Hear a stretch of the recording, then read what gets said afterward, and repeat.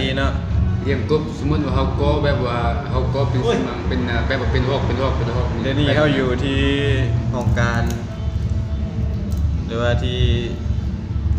บริษัทพีโกลบอลเฮิร์มเนาะ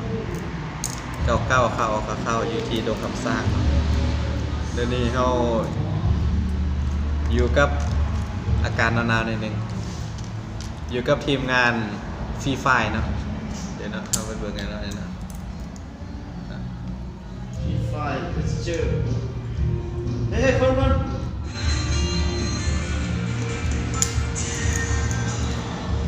เห็นแล้วยังไม่เห็นแล้ววะอันนี้เนาะคืออาการของคนติดเกมเนาะอันนี้เนาะเบิ่งกันเนาะเนาะ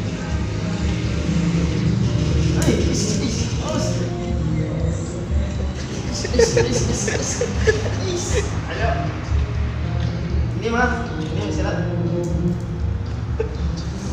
รักส้มนะนี่ตายวะตายซอ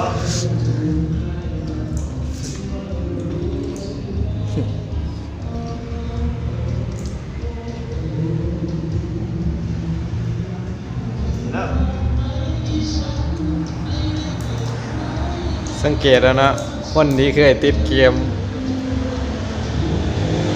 ลองสังเกตผู้อื่นลิ้นแล้วลองไปสังเกตตัวเองเบิ่งนะว่าตัวเองมีอาการแบบนี้มั้ยเนาะ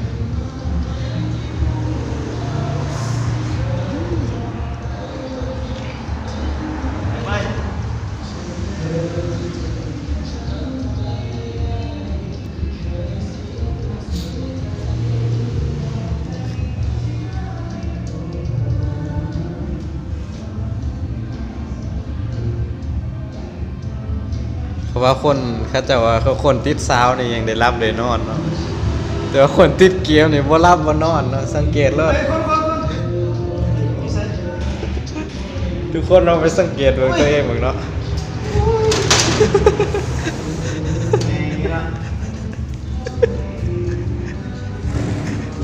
โอ้ยมันก็ได้การถ่ายเลยนะ